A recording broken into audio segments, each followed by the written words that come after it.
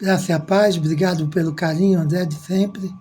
Um abraço a todos, um beijo aos pais do grupo. Abraço, pastor. Beijo a todos. E vamos continuar nossa jornada.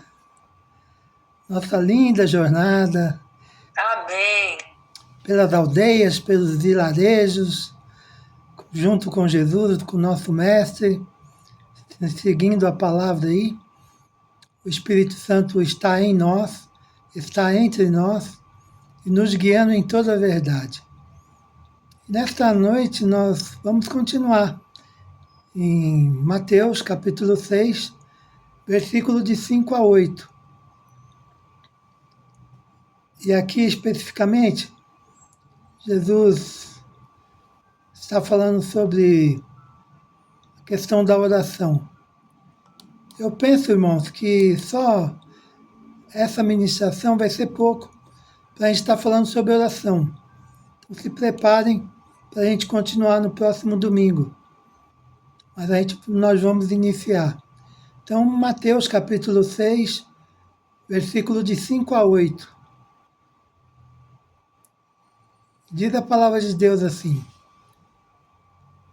E quando orardes, não sereis como os hipócritas, porque gostam de orar em pé nas sinagogas e nos cantos das praças, para serem vistos pelos homens. Em verdade vos digo que eles já receberam a recompensa. Tu, porém, quando orares, entra no teu quarto e, fechada a porta, orarás ao teu Pai, que está em secreto, e teu Pai, que vem em secreto, te recompensará. E orando, não useis de vãs repetições, como os gentios, porque presumem que pelo muito falar serão ouvidos. Não vos assemelheis, pois, a eles, porque Deus, vosso Pai, sabe o que tendes necessidade antes que lhe peçais. Vou repetir esse último versículo. Não assemelheis, pois, a eles, porque Deus, o vosso Pai, sabe o que tendes necessidades antes que lhe peçais. Vou fazer uma recapitulação, vou dar uma recapitulada do que a gente tem falado até aqui. Porque esse versículo 5, principalmente de Mateus 6, a gente prossegue aqui do que Jesus vem falando sobre os cuidados com o exercício da nossa piedade diante dos homens. Ele traz aqui uma advertência para que ela não se transforme numa teatralidade, numa performance, numa nulidade. Então ele primeiro falou, que nem na última ministração, eu falei sobre a questão da prática da misericórdia, que é a questão das esmolas, mas eu falei o termo esmola está muito distorcido na língua portuguesa, e que significa a prática da misericórdia. E mais na frente nós vamos falar sobre o jejum. Mas entre a prática da misericórdia e o jejum está a oração. Pense no sanduíche. O recheio desse sanduíche é a oração. É o ponto central aqui da piedade. Está bem no meio, bem no centro. Por isso que nós vamos gastar um pouco mais de tempo. Mas voltando ao versículo 1 do capítulo 6, Jesus ele nos orienta, nos alerta e nos dá um mandamento: guardai-vos de exercer a vossa justiça diante dos homens, com o fim de serdes vistos por eles. De outra sorte, não tereis galardão junto ao vosso Pai que está nos céus. O que está sendo dito aqui, e eu disse quando eu preguei sobre esse texto, fiquei uma mensagem, um sermão, uma ministração, só falando desse versículo 1, que eu vejo como ele é o eixo de todos os demais que vêm a seguir. Porque se a espiritualidade, a nossa espiritualidade, for transformada em mera performance religiosa, numa maquiagem, numa piedade falsificada, em uma expressão artificial de humildade, artificial de generosidade, e interesse pelas coisas espirituais apenas para impressionar outros, ela se torna vaidade, idolatria, dessa suposta superioridade espiritual. E aí essa pessoa que vive assim, ela vive de aplausos, alimenta-se da aprovação humana. Como eu disse, na parte anterior a essa ministração que nós vamos fazer agora, Jesus falou sobre a oferta, sobre o socorro, o ato de compaixão e misericórdia que deve ser feito em favor de quem precisa e não para a autopromoção. Nós falamos já. Agora ele inicia falando sobre a oração. E quando orardes, não sereis como os hipócritas, porque gostam de orar em pé nas sinagogas e nos cantos da praça para serem vistos pelos homens. Em verdade vos digo que eles já receberam a recompensa. Eu gosto de prestar atenção nos detalhes aqui, nos verbos simples, que ele diz, quando orardes, não sereis. É uma questão de ser aqui. Isso é impressionante. Porque Jesus ele aponta aqui para um ser que se transforma, que tem uma transformação negativa no seu caráter. E qual que é essa transformação negativa? A hipocrisia. Não sereis como os hipócritas. Então, significa que essa transformação, a hipocrisia, o mascaramento, gera uma mutação, uma mudança de identidade na pessoa. Ninguém, meus irmãos, ninguém que pratica a hipocrisia de forma contínua, recorrente, consistente, não tem como não sofrer uma alteração profunda e radical, e diria até mesmo, como nós presenciamos na nossa sociedade, irreversível de caráter. É um vício existencial perigoso, a hipocrisia. Assim como o ato, muitas vezes as pessoas fazem a prática da compaixão, transformar em espetáculo. Também isso pode acontecer com a oração, como uma publicidade da própria espiritualidade. Isso acontece quando não se ora para Deus. Se ora para o palco, para impressionar, para ser aplaudido, para ser reconhecido por pessoas. E Jesus, grosso modo, está aqui ensinando seus discípulos a tomarem cuidado. E ele está também denunciando a falsidade da vida dos fariseus. Então, ao lermos essa passagem, a nossa tendência é considerarmos aqui essa censura dirigida contra os fariseus. E era uma denúncia contra aqueles que, obviamente, eram hipócritas naquela época. Mas a gente não pode ficar preso só a isso. Porque, na realidade, a gente não pode perder de vista toda a significação desse ensino de Jesus, que tem a ver comigo, que tem a ver com você, que tem a ver com todos nós. Porque o Jesus aqui, ele não só está desmascarando aqueles religiosos da época, mas ele está desmascarando também os terríveis efeitos do pecado sobre a alma humana. Especialmente o pecado na forma de egoísmo e de orgulho.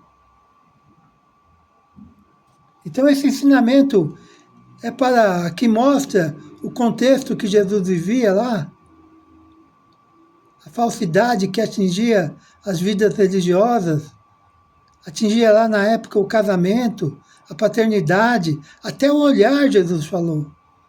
Sempre impuro, ganancioso, lascivo. Em Mateus 23, Jesus ele fala que existia uma aparência exterior bonita, mas por dentro eram como sepulcros caiados, por dentro cheio de podridão espiritual. Sim, existe esse contexto que Jesus está falando. Mas ele também está falando sobre esse efeito devastador, efeitos terríveis do pecado sobre a alma humana. Principalmente o pecado do egoísmo e do orgulho. Devemos tomar cuidado, guardarmos-nos disso. Por outro lado, quando a oração é praticada conforme Jesus ensinou, ela nos transforma para o bem. Se por um lado, ao orar, a pessoa não tomar cuidado, não se guardar disso, se tornar um hipócrita, por outro lado, quando ela pratica conforme Jesus falou, ela nos transforma para o bem. Eu me lembro perfeitamente, eu tinha por volta de 12 anos. Meu avô dizia sempre uma frase: meu neto, quando a oração não muda nada aparentemente ao nosso redor, se ela é feita com sinceridade diante de Deus, ela muda nós mesmos. Muitas vezes a gente ora pedindo que Deus mude as circunstâncias, mude as situações que estão em volta, ao nosso redor, e aparentemente nada acontece. Meu avô dizia que se essa oração é feita com sinceridade na presença de Deus, se nada mudou de lá de fora, pode ter certeza que alguma coisa mudou dentro de você. Eu ouvi isso, eu tinha 12, 13 anos, e nunca mais esqueci. E quando eu fui alcançado pela revelação do Evangelho em Cristo, essa certeza que a oração muda já estava no meu coração. A oração sincera muda o ser humano. Jesus aqui ele apresenta nesse texto 2 modelos de espiritualidade. A espiritualidade hipócrita, que é religiosa, performática, exibicionista, em busca de aplausos, o resultado é um silêncio divino. E a espiritualidade de Cristo, que é sincera, que é íntima, cheia de intimidade, de humildade e transformadora, uma transformação que agrada o Pai. Aí já estamos em Mateus 6,6. Como eu disse, a gente vai voltar nesse texto na próxima ministração, para detalhar mais. Então, quando nós oramos como os hipócritas, não apenas praticamos um ato errado, mas nos tornamos pessoas moldadas por esse padrão. Não sereis. A questão de ser, Jesus está falando. Quando orardes, não sereis. Então, quando nós oramos assim como os hipócritas, passamos a pensar, a sentir e a desejar como eles. E o prazer deles é ser visto, elogiado, exaltado pelos homens. Então Jesus aqui nesse momento ensina e dá um alerta aos seus discípulos para que não repitam o padrão dos escribas e dos fariseus. Algo que ele já havia advertido lá no capítulo 5, versículo 20. Porque se vos digo que, se a vossa justiça não exceder a dos escribas e fariseus, jamais entrareis no reino dos céus. O que Jesus ensina aqui? Se vocês orarem como os hipócritas, vocês hipócritas se tornarão. Isso vai virar caráter, pensamento, mente, atitude, comportamento, ação. E o caminho mais rápido para a hipocrisia é uma espiritualidade falsa. Vou repetir. o caminho mais rápido para ser um hipócrita, para a hipocrisia, é uma falsa espiritualidade. Então aqui Jesus está no Sermão do Monte, já falou sobre a questão da prática da misericórdia, ele falará sobre jejum, como eu falei, mas quando chega aqui na oração, ele rasga o coração aqui. Meus irmãos, a oração é a mais alta disciplina. E é mais que disciplina. A oração é o termômetro da nossa vida espiritual. Eu vou dizer uma coisa para os irmãos que pode parecer meio dura, mas a maneira como nós oramos quando ninguém vê é o que realmente somos diante de Deus. A maneira como oramos quando ninguém vê, quando ninguém nos vê, é o que realmente somos diante de Deus. Então Jesus ensina aqui os seus discípulos a fechar a porta, a entrar a ficar a só com o Pai. E a oração não é para impressionar pessoas, mas para entrar na presença viva do Pai. Então a atividade suprema da alma é a oração. E ele diz assim, continua dizendo, vou voltar. E quando orardes, preste atenção nisso. Ou seja, ele não está perguntando se vamos orar ou não vamos orar, mas quando orardes. Por exemplo, eu vou na casa do Anderson e da Jéssica. Eu marquei com eles para ir lá. Acertei um dia, acertei uma hora, acertei uma data. Aí o Anderson me liga e fala assim, pastor, quando o senhor vier, o senhor avisa meia hora antes. Ele já sabe que eu vou. É certeza, nós marcamos um dia e uma hora. É um exemplo que eu estou dando. Aí ele fala para mim, pastor, quando o senhor vier? Não é se o senhor vier. Então Jesus fala aqui a mesma coisa. Se vocês orardes, não. Se por acaso vocês orardes, não. É quando orardes. Ou seja, ele não está perguntando se vamos orar, mas quando orardes. E aqui, meus irmãos, eu lembro sempre do Salmo 42. Assim como a corça anseia por águas, assim a minha alma tem sede de Deus. O homem é o que ele é de joelhos diante de Deus e nada mais.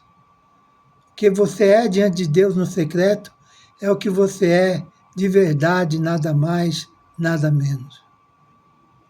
Não é o que fazemos para agradar a Deus que revela a nossa espiritualidade, mas sim o quanto nos ajoelhamos diante dele. Meus irmãos, deixa eu voltar um pouquinho aqui. Na Idade Média, houve uma tendência de pessoas tentarem fugir do pecado e ir para os desertos. E construíram muitos mosteiros, monastérios, pensando que era saindo das grandes cidades ou da cidade indo para o deserto, eles alcançariam a santificação. Como se o pecado ficasse apenas na cidade e o deserto fosse um lugar de refúgio secreto. Isso aconteceu muito na Idade Média. O pessoal queria ficar mais santo, ter uma intimidade com Deus e fugiam para lá. No entanto, há muitos registros históricos de pecados terríveis cometidos justamente nesses mosteiros. Isso porque o pecado não é uma substância que você deixa para trás. Não podemos dizer assim, fica aqui na cidade que eu vou para o deserto. O pecado é rebelião contra Deus, é desobediência ao Senhor. Assim, onde houver um ser humano, o pecado irá junto. Agora, os reformadores da igreja perceberam isso e escreveram bastante contra esse isolamento, contra a tentativa de fugir do pecado apenas mudando de ambiente. A verdade é que todos nós somos pecadores e estamos em processo de santificação. Mas por causa do pecado, até nos nossos melhores momentos, momentos de intimidade com Deus, nós podemos pecar. E é isso que Jesus está falando aqui. Ao orar, guardai-vos. Às vezes a gente pode fazer uma ajuda, praticar uma caridade por um amigo, e quando ele virar as costas, poxa, como eu sou bom mesmo, né? Nem todo mundo faria isso. Aí o orgulho já veio à tona. Isso mostra que até nas nossas boas ações, elas podem ser contaminadas. E o mesmo acontece na oração, porque a Bíblia nos mostra, nos diz lá em Romanos 8, 26, que nós não sabemos orar como convém. E aqui no Sermão do Monte, depois de Jesus falar sobre a prática da misericórdia por meio das esmolas, Jesus ele vem falando da oração. Ele segue a mesma linha, o mesmo padrão, usando o meu exemplo dos escribas e fariseus como exemplo negativo. Porque vos digo, se a vossa justiça não exceder, e muito. Então ele está aqui mostrando que a justiça dos escribas e dos fariseus era falsa. É uma justiça exterior para ser vista pelos homens. E não uma justiça interior, interna, que brota de um coração transformado. O coração deles estavam cheio de pecados. Eles eram como que atores espirituais. Faziam um teatro para impressionar e não para adorar. Então, o texto aqui de Mateus, de 6, de 5 a 8, nos dá algumas lições que eu gostaria de trazer para vocês aqui, sobre como evitar erros nessa oração. Primeira, não queira se exibir. Jesus disse, não sereis, quando orardes, não sereis como os hipócritas. Eles buscavam elogios, aplausos humanos, gostavam de aprovação pública. Não estava nem aí com a aprovação divina.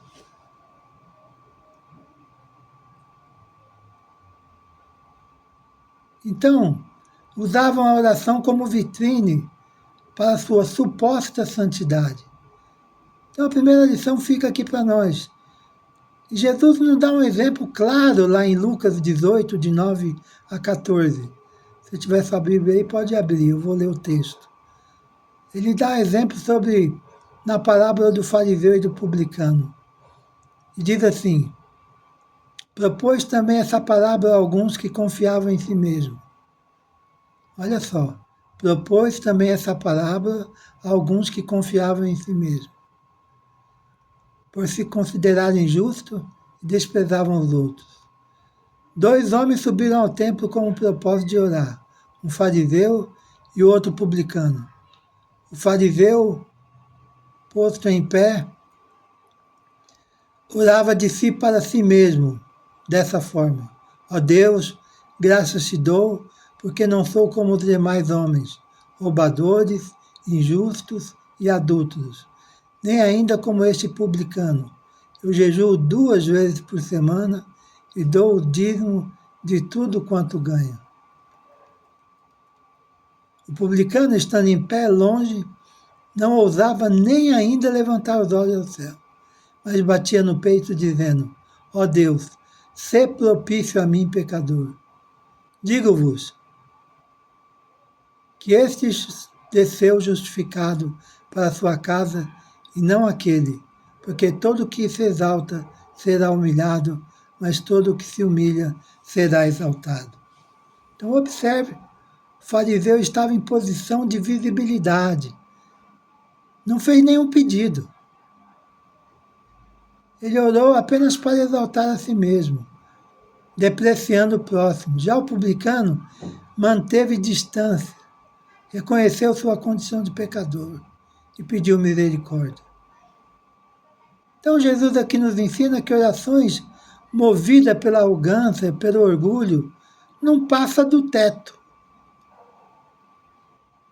que exalta será humilhado, o que se humilha será exaltado.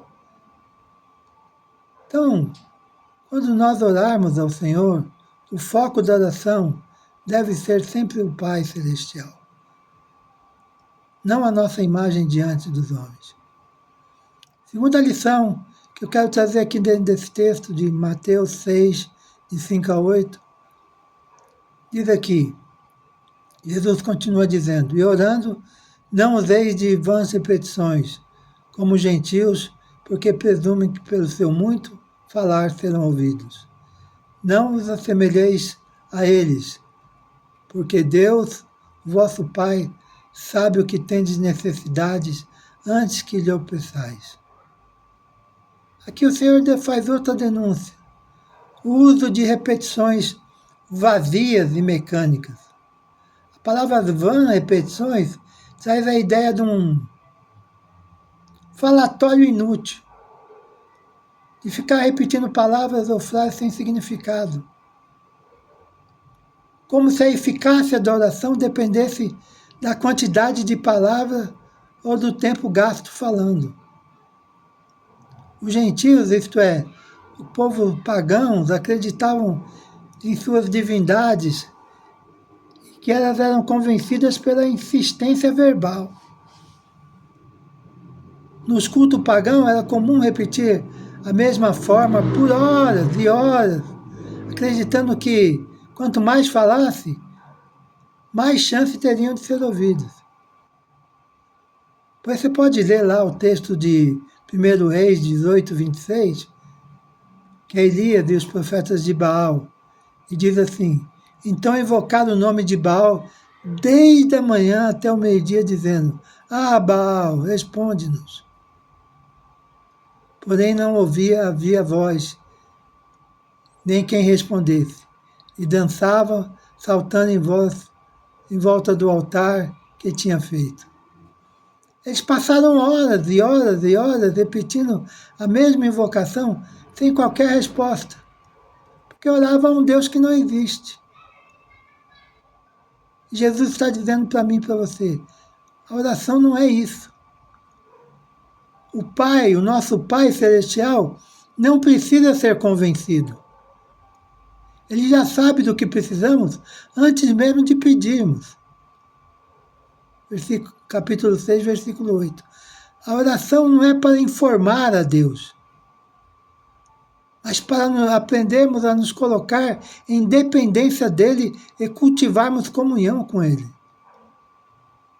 Isso não significa que não possamos insistir em um pedido. Jesus nos ensina a perseverar em oração. Mas perseverar não é ficar repetindo palavras vazias, é manter o coração constante diante de Deus, com fé, com humildade e com expectativa. Não transforme a oração em um mantra mecânico. Deus é convencido. Deus não precisa ser convencido por quantidade de palavras. A oração verdadeira é uma conversa real com Deus, não uma reza mecânica. Ele quer um coração quebrantado e contrito. Esse ele não despreza. Ele deseja sinceridade e não discursos longos para impressionar. Terceira lição que eu aprendo aqui, que Jesus encerra essa sessão com uma declaração profunda. Porque Deus, o vosso Pai, sabe o que tendes necessidade antes de Deus peçais. Assim, meus irmãos, o Senhor nos lembra de algo essencial.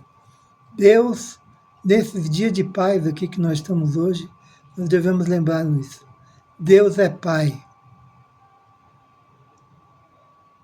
Se você está passando por alguma necessidade, você acha que Deus não sabe? Deixa eu dizer para você, Deus é Pai.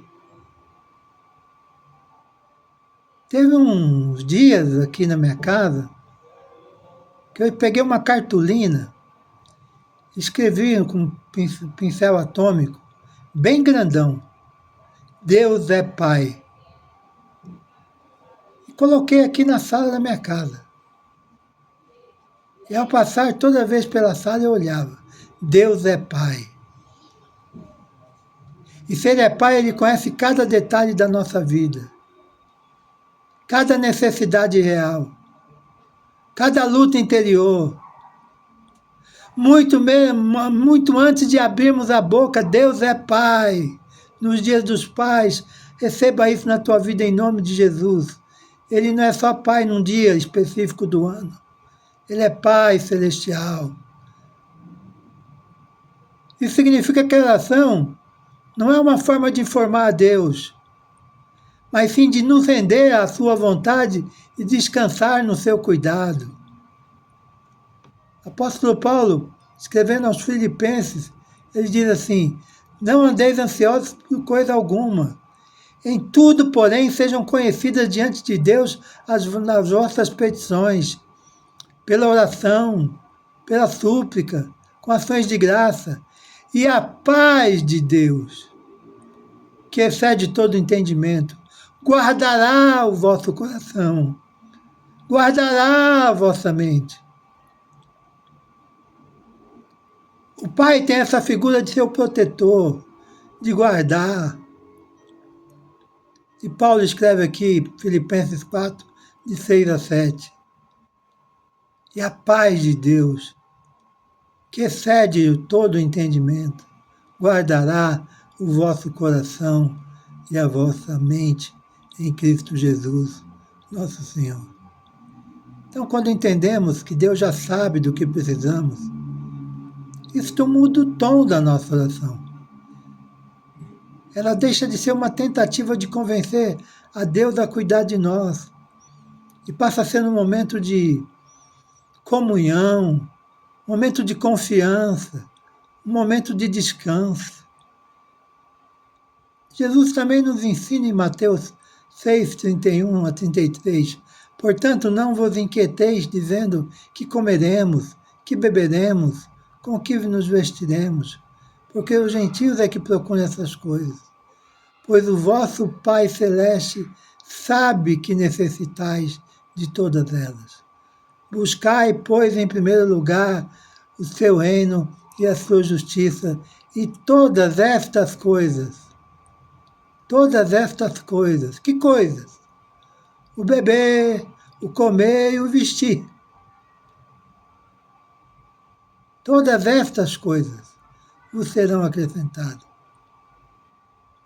Então, oração com confiança é oração sem desespero, sem ansiedade e sem tentativa de manipulação.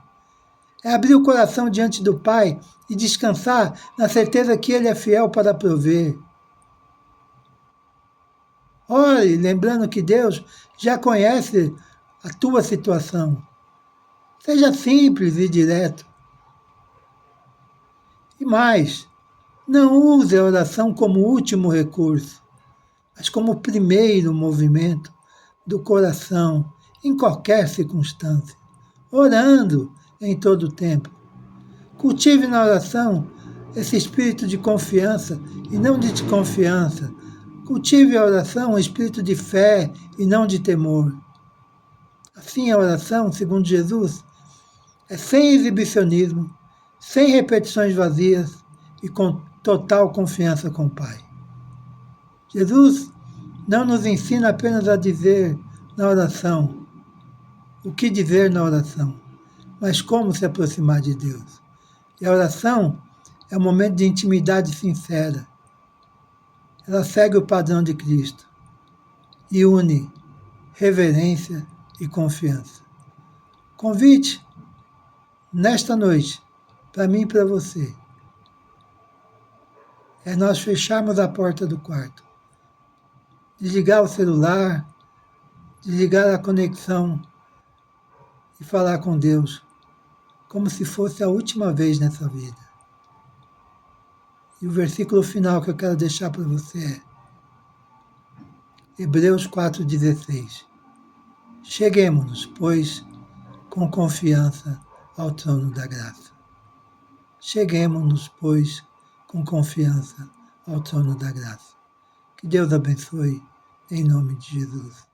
Amém e amém.